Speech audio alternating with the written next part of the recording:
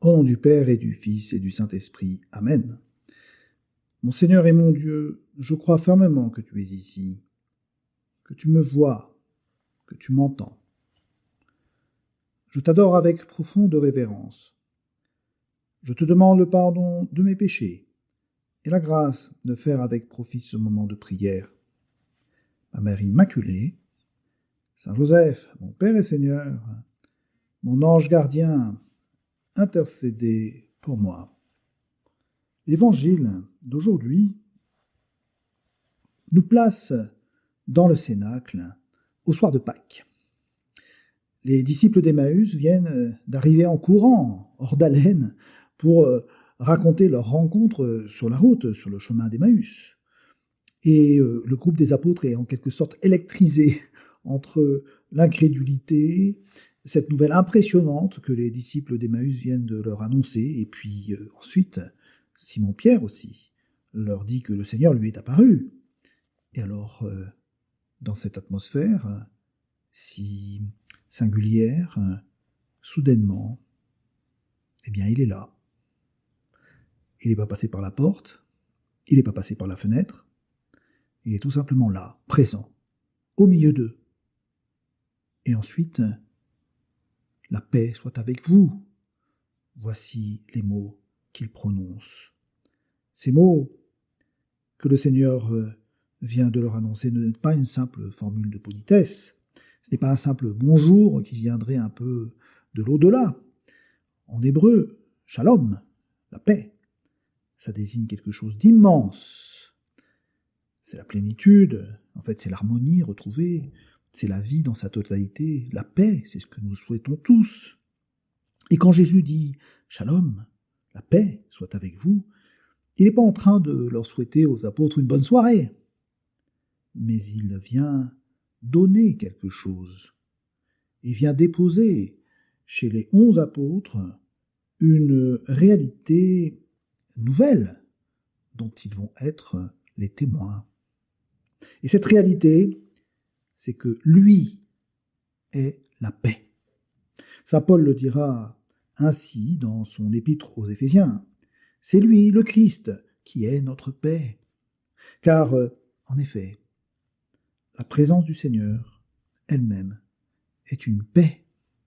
Il y a une belle tradition dans la liturgie catholique qui prolonge ce geste du Seigneur au moment de sa résurrection. En fait, ça se passe à la messe.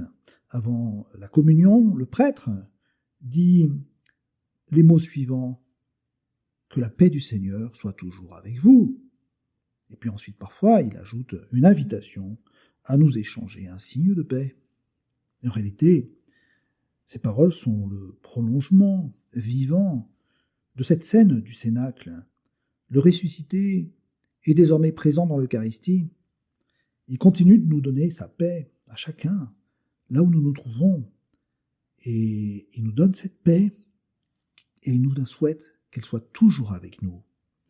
Alors, dans ce moment de prière, mon cher ami, pose devant le Seigneur ressuscité tout ce qui peut agiter ton cœur en ce moment et tout ce qui peut t'enlever en quelque sorte la paix.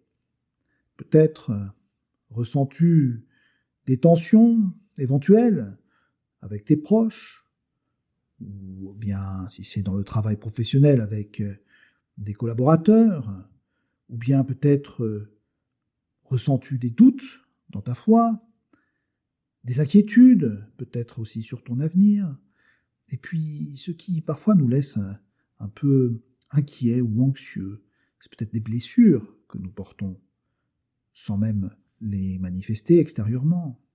Alors, eh bien laisse-moi te dire, et laisse aussi le Seigneur te dire, dans le silence de ta prière, la paix soit avec toi.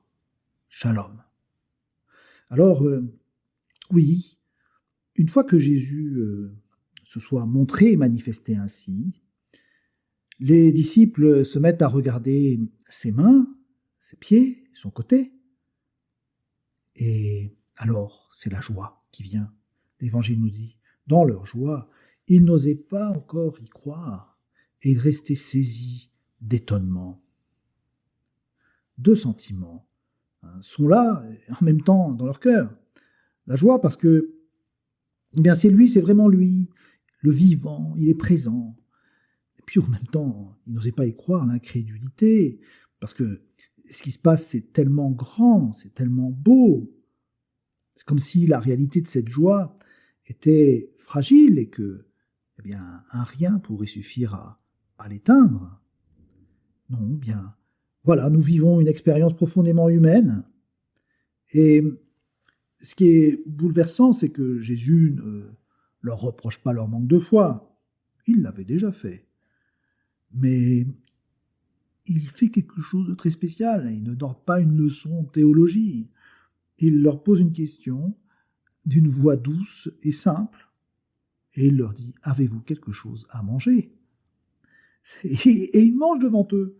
C'est un geste extraordinaire dans sa simplicité, parce que Jésus résout le doute au sujet de sa résurrection, non pas par cette démonstration théologique, mais par un acte corporel, incarné, ordinaire. Oui, il est tellement vivant qu'il a faim.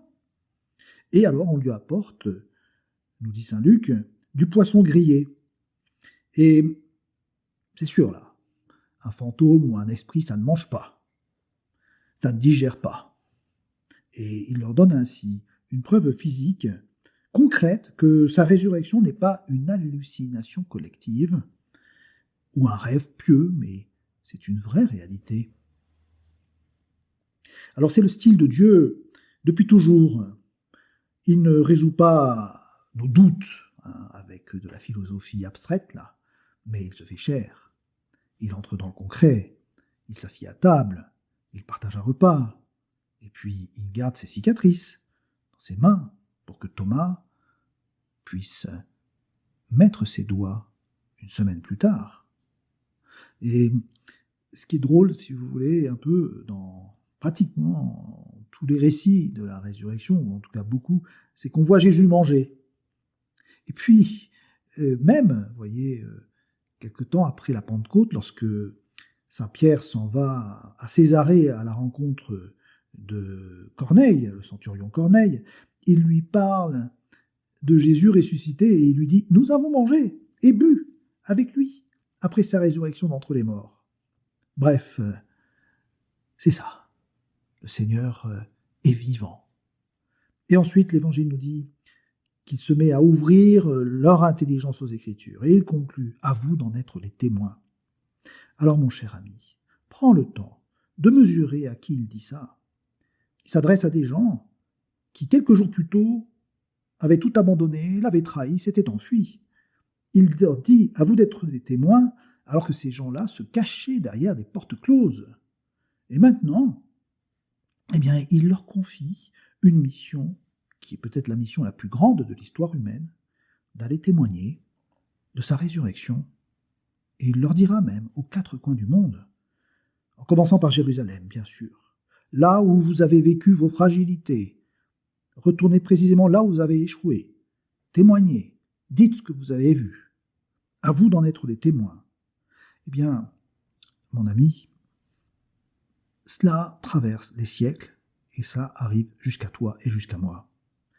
Parce que même si nous n'avons pas réponse à tout, même si nous ne maîtrisons pas la théologie, sans être le meilleur, j'allais dire, catholique de la génération, à toi d'en être le témoin.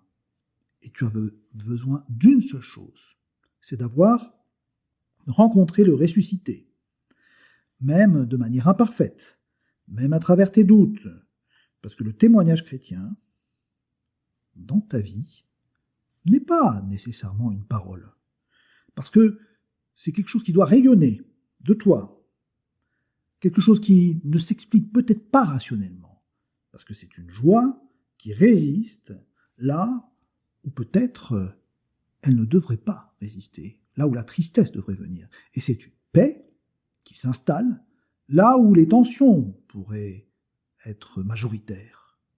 Et c'est un amour qui vient à nous et qui est au-delà de la simple sympathie naturelle.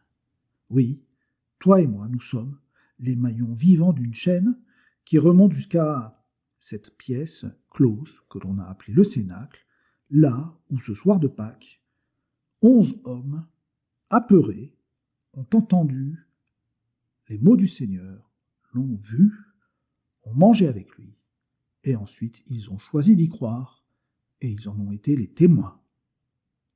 Je te remercie, mon Dieu, des bonnes résolutions, des actes d'amour et des inspirations que tu m'as communiquées dans cette méditation. Je te demande de m'aider à les mettre en pratique. Ma Mère Immaculée, Saint Joseph, mon Père et Seigneur, mon ange gardien, intercédez pour moi.